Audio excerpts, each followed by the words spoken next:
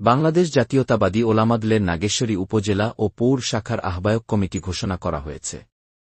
শনিবার ২০ সেপ্টেম্বর বিকালে নাগেশ্বরী উপজেলা বিএনপি কার্যালয়ে উপজেলা ওলামাদল আয়োজিত কর্মীসভায় এই কমিটি ঘোষণা করা হয়।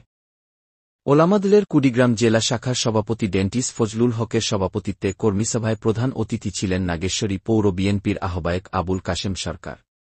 প্রধান বক্তা ছিলেন নাগেশ্বরী উপজেলা বিএনপির আহ্বায়ক ও নাগেশ্বরী মহিলা কলেজের সহকারী অধ্যাপক গোলাম রসুল রাজা। বিশেষ অতিথি হিসেবে উপস্থিত ছিলেন নাগেশ্বরী পৌর বিএনপির সদস্য সচিব আজিজুল হক ও নাগেশ্বরী পৌর বিএনপির সিনিয়র যুগ্ম আহ্বায়ক ওমর ফারুক। সভাটি সঞ্চালনা করেন কুড়িগ্রাম জেলা ওলামাদলের সদস্য সচিব হাফেজ মাওলানা মুফতি ইউনুস আলী সরকার। পরে বাংলাদেশ জাতীয়তাবাদী ওলামাদলের নাগেশ্বরী উপজেলা শাখার আহ্বায়ক অধ্যক্ষ মাওলানা আমিনুর রহমান, সদস্য সচিব মোহাম্মদ আলী রুবেল খন্দকার, পৌর শাখার আহ্বায়ক হাফেজ আয়নাল হক ও সদস্য সচিব হাফেজ মনিরুজ্জামান মনিরের নাম ঘোষণা করা হয়।